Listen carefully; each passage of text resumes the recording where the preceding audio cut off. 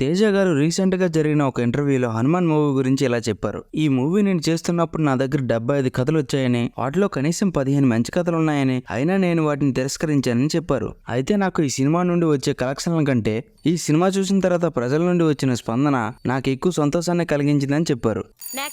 కల్కి మూవీలో ప్రభాస్ ఇంట్రో ఎలా ఉండబోతుందో అని ఈ మూవీ మ్యూజిక్ డైరెక్టర్ ఒక ఇంటర్వ్యూలో చెప్పారు. అయితే ఈ సినిమాలో ప్రభాస్ ఇంట్రో కోసం చాలా స్పెషల్గా క్రియేట్ చేస్తున్నాను. ఈ ఇంట్రోలో ప్రభాస్ మాస్ లుక్లో ఉంటాడని చెప్పారు.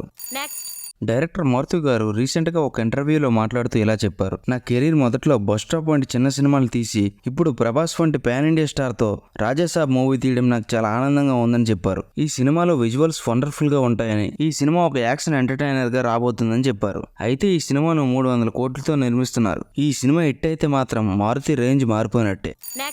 18 సంవత్సరాల తర్వాత చిరుగుతూ నటిస్తున్నారు మన త్రిష గారు. త్రిష విశ్వంబర షూటింగ్ కు వచ్చిన వీడియోని చిరంజీవి గారు welcome on board gorgeous Trisha అని ఎక్స్ లో ట్వీట్ చేశారు.